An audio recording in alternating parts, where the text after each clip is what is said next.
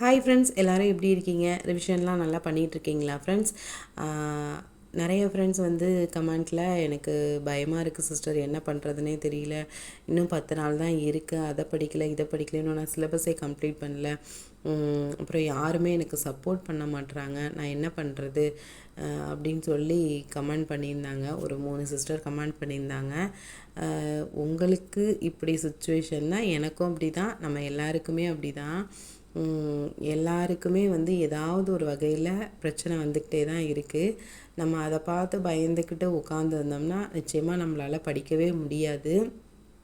இன்னும் 10 நாள் தான் இருக்குது அப்படிங்கும்போது புதுசாக எதையுமே படிக்க ட்ரை பண்ணாதீங்க. ஏற்கனவே படித்த விஷயத்த ரிவிஷன் பண்ணுங்கள். இப்போ வந்து சோஷியல் படிக்கலை அப்படின்னா அதில் பாக்ஸு, புக் பேக்கு இந்த மாதிரி விஷயத்தை மட்டும் தொடர்ந்து படிங்க. யாருமே எனக்கு சப்போர்ட் பண்ண மாட்டுறாங்க, நான் என்ன பண்ணுறது அப்படின்னு சொல்லி கமெண்ட் பண்ணியிருந்தாங்க ஒரு சிஸ்டர். யாருமே சப்போர்ட் பண்ண மாட்டாங்க. நம்மளோட சுச்சுவேஷன் வந்து அவங்களுக்கு நம்மளால் புரிய வைக்கவும் முடியாது, அவங்க புரிஞ்சுக்கிறதுக்கும் யாருமே தயாராகவே இல்லை. அப்படின்ற பட்சத்தில் அவங்கள்ட்ட வந்து நீங்கள் என்ன புரிஞ்சுக்க மாட்றீங்க, நீங்கள் வந்து எப்போ புரிஞ்சுக்குவீங்க, நீங்கள் எப்போ எனக்கு சப்போர்ட் பண்ணுவீங்க அப்படின்னு நம்ம கேட்டு நம்ம டைமை வேஸ்ட் பண்ண வேண்டாம். மாற்றம் அப்படிங்கிறது நம்மக்கிட்ட தான் உருவாகணும். அவங்க எப்படியோ இருந்துட்டு போகிறாங்க, நமக்கு இதுதான் சுச்சுவேஷன், இதை வந்து எப்படி நம்ம சமாளித்து வெளியில் வரணும் அப்படின்னு தான் ஃப்ரெண்ட்ஸ் நினைக்கணும். இன்னும் 10 நாள் தான் இருக்குது. இந்த நேரத்தில் வந்து சுற்றி இருக்க பிரச்சனைக்கு நம்ம அதிகமாக இம்பார்ட்டன்ஸ் கொடுத்தோம் அப்படின்னா நம்மளால் வந்து எக்ஸாம் டைமில் ஒரு ஃப்ரீயாக ஒரு நிலையான ஒரு மனநிலையோட அந்த தேர்வை வந்து நம்மளால் எதிர்கொள்ள முடியாது. நம்ம என்ன படிச்சிருக்கோம், 100% சிலபஸை முடிச்சிட்டோமோ முடிக்கலையா அப்படின்றது பிரச்சனை இல்லை. என்ன படிச்சிருக்கோமோ அதை முடிஞ்ச வரை நம்ம ரிவிஷன் பண்ணணும். அதை மட்டும் நம்ம ப்ராப்பராக இந்த 10 நாள் பண்ணுவோம். அதுக்கப்புறம் ப்ரீவியஸ் இயர் கொஷின் பேப்பர் பார்க்கும்போது அதில் தெரியாத கொஷின்ஸ் ஏதாவது இருந்துச்சுன்னா அதோட ஆன்சரை போய் தேடிக்கிட்டு, ஐயோ நமக்கு இவ்வளோ கொஷின் தெரியலையே அப்படின்னு சொல்லி கண்டிப்பாக பதட்டப்பட்டு பயப்படாதீங்க. அந்த கொஷின்ஸை வந்து அப்படியே கொஷின் மாதிரி இப்போ ஒரு 150 கொஷின் இருக்குமா, அதை அப்படியே ரீட் அவுட் பண்ணிட்டு போங்க. ஸோ அந்த மாதிரி வந்து எந்த ஒரு விஷயத்துக்கும் அதிகமாக பயப்படாமல் கொஞ்சம் ஒரு தெளிவான மனநிலையோடு இருங்க. சுற்றி இருக்கவங்க யாருமே நம்மளை புரிஞ்சுக்கலை அப்படின்னா புரிஞ்சுக்க மாட்டாங்க. ஏன்னா அவங்க புரிஞ்சுக்கிறதுக்கு தயாராக இல்லை. இந்த 10 நாள் தான் இருக்குது, என்ன பண்ண போகிறோம் அப்படின்ற பதட்டம், அந்த குழப்பம், அந்த பயம் வந்து நமக்கு வந்து கோபத்தை தான் கொடுக்குது.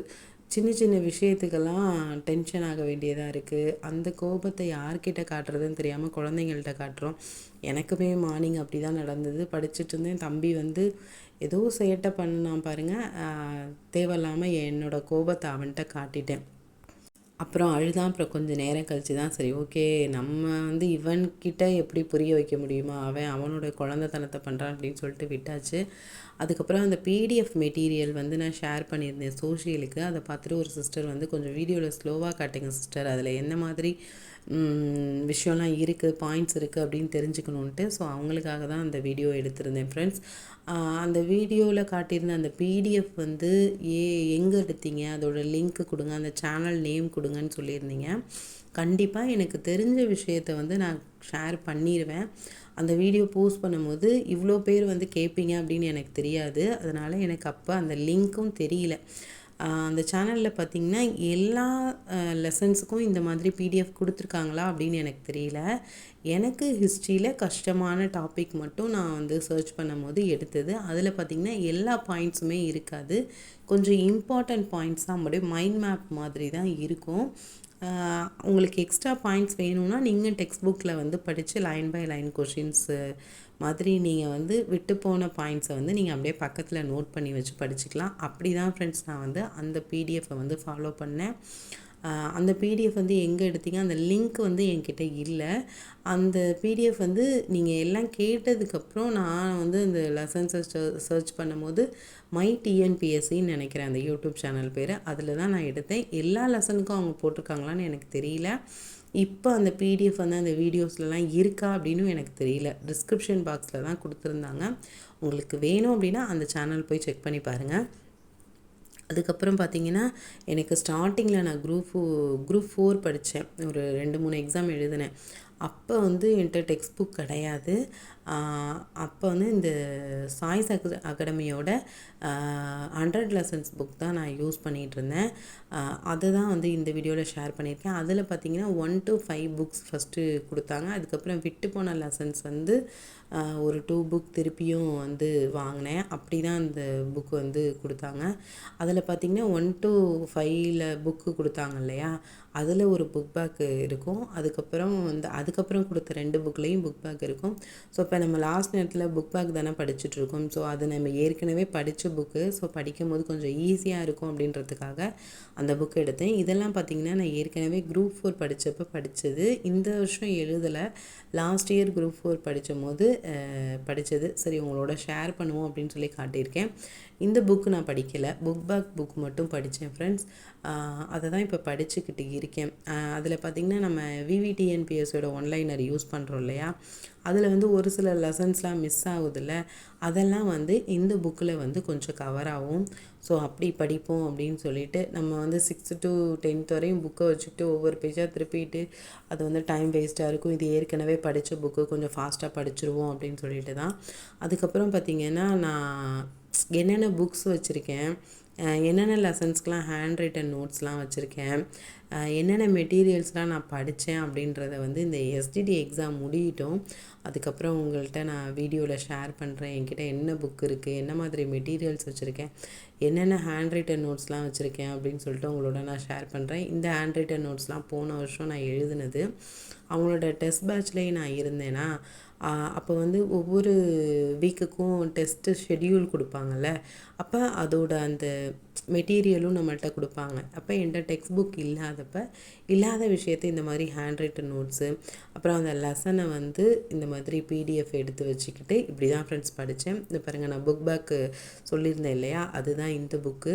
ஸோ படிக்க கொஞ்சம் ஈஸியாக இருக்கும், நம்ம ஏற்கனவே படித்த புக்கு அப்படின்றதுக்காக தான் இப்போ இந்த புக்கில் உள்ள புக் பேக்கும், அதுக்கப்புறம் நம்ம விவிடிஎன்பிஎஸ்சியோட ஒன்லைனர் புக்கில் நான் ஏற்கனவே படித்த லெசன்ஸ்லாம் ரிவிஷன் பண்ணுறேன்.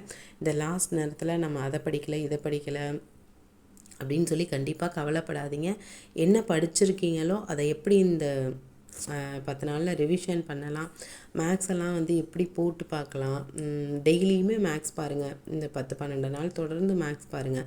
ஒரு நாளைக்கு வந்து ஒரு 3 கொஷின் பேப்பர் போட்டு பாருங்கள். அப்படி இல்லாட்டி ஒரு 2 வீடியோஸ் வந்து பாருங்கள் மேக்ஸுக்கு, இந்த மாதிரி பாருங்கள். அப்புறம் படிக்க டைம் கிடைக்கல, வேலைக்கு போகிறேன் அப்படின்றவங்களாம் நான் காலையில் எழுந்திரிச்சு சமையல்லாம் பண்ணுறோம் இல்லையா, வீட்டு வேலைலாம் பண்ணும்போது ஒன்லைனர் வீடியோஸ்லாம் இருக்குது இல்லையா, அதை வந்து நிறைய டைம் போட்டு பாருங்கள். ஸோ அதெல்லாம் பண்ணும்போது நமக்கு ரொம்பவே மைண்டில் வந்து நல்லா இருக்கும். அதாவது அது மறக்காமல் அப்படியே ஸ்டாண்டர்டாக இருக்கும். பயப்படாதீங்க, பதட்டப்படாதீங்க. நம்மளை சுற்றி யாருமே சப்போர்ட் இல்லை, நம்மளே கஷ்டப்பட வேண்டியதாக இருக்குது, எல்லா விஷயத்துக்கும் நம்மளே போராட வேண்டியதாக இருக்குது அப்படின்னு சொல்லிட்டு நினைக்காதீங்க. வேறு வழி இல்லை, நம்ம தான் போராடி ஆகணும் அப்படின்ற மனநிலைக்கு வாங்க. என்னால் முடியும், கொஷின் பேப்பர் ஈஸியாக தான் இருக்கும், நான் நல்ல எக்ஸாம் எழுதுவேன், நான் ஏற்கனவே படித்ததை கண்டிப்பாக நான் வந்து ரிவிஷன் பண்ணிடுவேன் இன்னொரு டைம் அப்படின்னு சொல்லிட்டு பாசிட்டிவாக இருங்க. சுற்றி எந்த விஷயம் நடந்தாலும் அதுக்கு பெருசாக இம்பார்ட்டன்ஸ் கொடுக்காதீங்க. அப்புறம் என்னை மாதிரி யாரும் வந்து குழந்தைங்க மேலே கோபப்படாதீங்க. நம்மளுக்கு இருக்க டென்ஷனை யார்கிட்ட காட்டுறதுன்னு தெரியாமல் நம்ம அவங்கக்கிட்ட காட்டிடுறோம். ஸோ அந்த மாதிரி யாரும் குழந்தைங்கள்ட்டலாம் கோபப்படாதீங்க. வீட்டில் இருக்கவங்க வந்து நம்மளை புரிஞ்சுக்குவாங்கன்னு எதிர்பார்க்காதீங்க. அவங்க அப்படி தான் அப்படின்னு சொல்லிட்டு நீங்கள் உங்கள்கிட்ட ஒரு மாற்றத்தை உருவாக்குங்க. நம்ம எல்லாத்தையும் ஃபேஸ் பண்ணிட்டு தான் படித்தாலும் வேறு வழி இல்லை அப்படின்னு சொல்லி. ஸோ முடிஞ்ச வரையும் எப்போவுமே பாசிட்டிவாக திங்க் பண்ணுங்கள், அதுவே நமக்கு ரொம்பவே ஹெல்ப் பண்ணும். ஒருவேளை உங்களுக்கு உடம்பு சரியில்லாத சூழ்நிலை வருது அப்படின்னா அதை நினச்சி கவலைப்படாதீங்க. டேப்லெட் போட்டுட்டு ரெஸ்ட் எடுங்க. இன்றைக்கி ஒரு நாள் ரெஸ்ட் எடுத்துகிட்டு நாளைக்கு வந்து படிக்கிற டைமை கொஞ்சம் எக்ஸ்டெண்ட் பண்ணிக்கலாம். ஸோ அதனால் ஐயோ உடம்பு சரியாமல் போயிடுச்சு நான் ஃபீல் பண்ணேன் பாருங்கள், அந்த மாதிரிலாம் நீங்கள் ஃபீல் பண்ணாதீங்க. இந்த 10 நாளும் எது நடந்தாலும் நம்மளை சுற்றி அதுக்காக பெருசாக வந்து ரியாக்ட் பண்ணாதீங்க. நம்ம என்ன பண்ணணுமோ அதை வந்து கரெக்டாக பண்ணணும் அப்படின்ட்டு. என்ன நடந்தாலும் சரி, தேவையில்லாமல் டென்ஷன் ஆகாமல் ஃப்ரீயாக இருங்க.